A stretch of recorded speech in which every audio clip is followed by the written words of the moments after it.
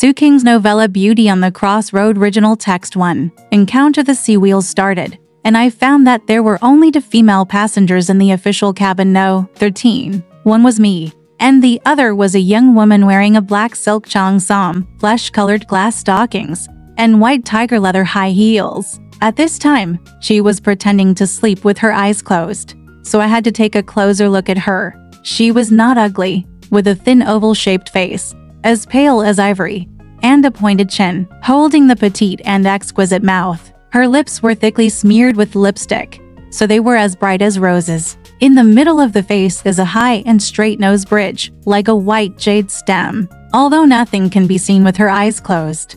Her eyebrows are lightly swept, making her look like a lady in an ancient costume. The only modern thing about her is her 2 rows of thick, glossy long eyelashes, which are neatly rolled outwards, but from time to time they twitch. Shiny twinkle was beating, so he knew that she was not really asleep, probably because she was afraid of being disturbed, so she pretended to sleep alone. Soon the waiter came to invite me to dinner. She opened her eyes slightly and said, "I don't want to eat." The waiter thought that she might be on a long fast, so he told her that vegetarian dishes were also prepared. She seemed to be impatient, waving her hands repeatedly and saying, "I can't eat." After saying that, she still closed her eyes and pretended to sleep. This time I could see her eyes clearly. They were big and round, with clear black and white, like a brilliant black gem embedded in a crystal ball. Their brilliance was compelling. Her glance flew across the sky like a shooting star, refusing to linger for a moment. Although I had already followed the waiter out, I was only melancholy, still thinking about all this mysterious and wonderful thing. By the time I returned to the cabin after dinner, she was probably fast asleep. Her body was lying sideways, making her waist appear so thin and curled up, like an S letter, that was about to be interrupted. I can't imagine that when she walks out of the cabin gracefully tomorrow. Will she be shaken by the sea breeze and be about to break? A woman with such a good figure would be very suitable to be a dancer. But what kind of person is she? It was silent from beginning to end, making it difficult to guess. I thought about this for a while, read the tabloid for a while, and then fell asleep with my clothes on. When I woke up from the bedbug bite, I saw that she was no longer on the bed opposite, but the few tabloids I had read were moved there, thinking that she had been awake for a long time and read them to relieve her boredom. It was August and the cabin was still stuffy. I wanted to stand at the stern of the ship for a while and look at the moon and the wind. Unexpectedly, when I approached that side, I saw her leaning on the railing, staring blankly at the sky. So I staggered more and more, not knowing whether I should step forward. She seemed to feel it too, and she turned around leisurely, and I could only greet her with a half smile. "Aren't you going to sleep?" she asked me first. I walked up to her, stood side by side with her, and replied.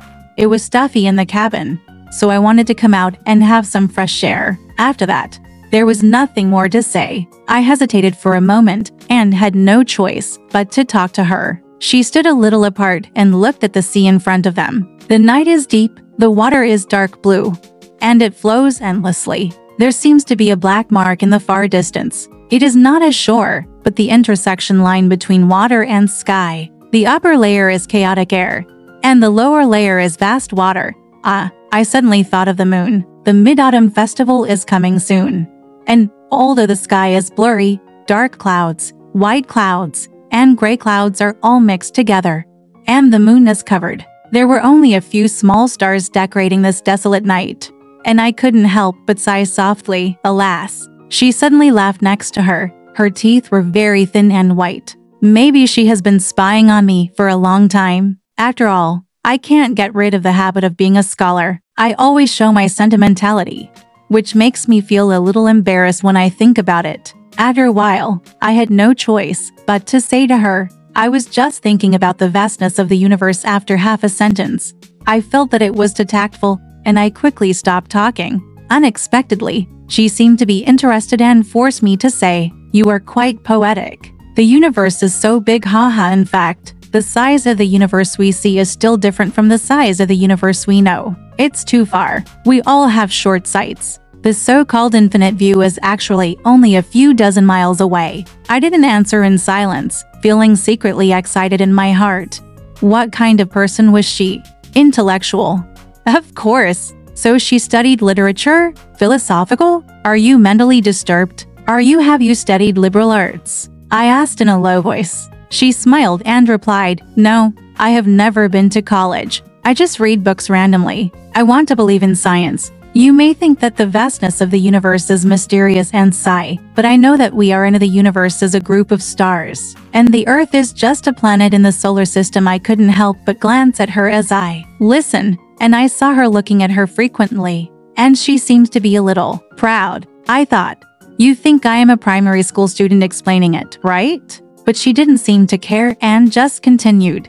The distance between the Earth and the Sun is 93,005,000 miles. The outermost planet in the solar system is Pluto. It is said that the distance from the Sun is farther than the distance from the Earth to the Sun. 40 times, that's 370,020.2 million miles away. How big do you think our solar system must be? I said coldly. Your memory is really not bad. She smiled and said, yes, but what I am talking about is only between the Earth and the Sun. Although the Sun is 100,000 times larger than the Earth, it is just one of the 10 million stars in the Milky Way, and it is still very small in comparison. The diameter of the entire Milky Way is about 200,000 light-years. W cannot be calculated in miles, so we have to use the unit of light. 1 light-year is 60 million miles. Apart from that, there are 300,000 other galaxies similar to ours in the universe, and the distance between each galaxy is about 1.5 million light-years. I couldn't help but secretly worry,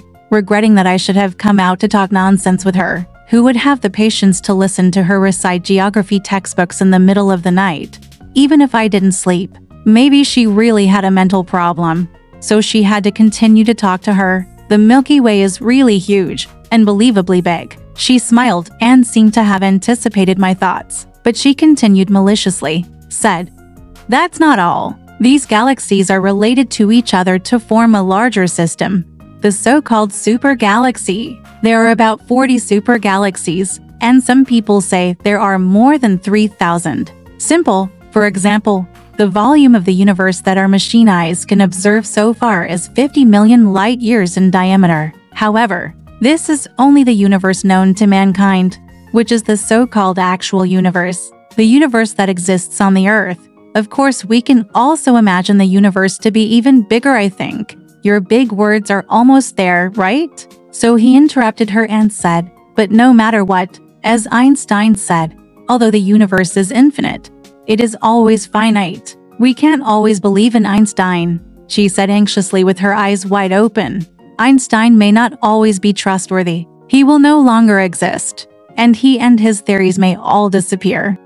People will disappear and cease to exist. For example, my sister, she is about to. Her voice suddenly turned sad and stopped sadly. I really wanted to ask what was going to happen to her sister, but I felt that I shouldn't interfere in other people's private affairs, so I could only respond vaguely. Yes. Everyone was silent for a long time. My eyes were fixed on a long rope trailing at the stern of the boat. The rope is floating on the sea, winding against the waves. It seems that there is something tied to it in the distance, but it cannot be seen clearly. Seeing that I was staring blankly as if I didn't understand, she seized the opportunity to talk again, came closer and told me, this is for taxis. You see, there is a watch on the side of the boat. We have left Qingdao. We have so many miles, and we can return to Shanghai tomorrow afternoon. She pointed out the mileage on the meter while explaining, but seeing that I didn't seem to be very interested, she had to change the topic and said, are you from Shanghai? No, I'm from Ningbo, I replied lazily, but I have lived in Shanghai for 12 years. Teaching in Shanghai. He guessed that my profession was teaching. I wanted to agree vaguely, but I wasn't used to talking, so I had to tell the truth. No, I did just write a few random sentences. After that, I couldn't help but blush. Her eyes widened, as if it was completely unexpected, but she asked with great interest, with all due respect, may I ask for your first and last name? I really didn't expect that she would be so taciturn in the field, but now she would keep talking to me endlessly. I regretted that I shouldn't have told her that I was an article writer just now, but now that the matter has come to this, I can only answer blankly. My name is Qing. I said it, but I was afraid that people might not know me. So I quickly explained, the Su who went to Suzhou. Qing means the blue sky, and the bright sun. She seemed to think for a moment, and then asked in surprise, is this Miss Su who wrote 10 Years of Marriage? I felt like a stone had been lifted from my heart. Sure enough, my name was well known to everyone, so I couldn't help but feel a little proud and said a few words modestly. It's a shame if I don't write well. She smiled excitedly now, knowing that I must be dissatisfied with her conversation and attitude just now. She explained that she was probably a bit psychopathic. Sometimes she liked to be quiet, but sometimes she felt lonely. She liked to make trouble with others, and she also made jokes to make others impatient. Just now I told you that the atmosphere of the Milky Way is called the Milky Way. You thought it was ridiculous. And at the same time you also hated me, right? She said. I smiled, thinking that you were actually self-aware. But after all, it was inconvenient to tell her that I was really impatient. So I had to say perfunctorily, in any case, I really admire Zuo's memory. She suddenly sighed and said, it's not that my memory is good. It's because I feel bored and often play with these things in mind. My life is really hard to describe. The sea, lying in front of us, is still the vast sea. I said, let's go back to the cabin and talk. She replied, okay, Miss Su, I'm going to tell you everything about me. Maybe you can write it into a novel. Here's what she said. All right, this part of the story ends here. Want to know what happened next? Let's listen to the breakdown next time.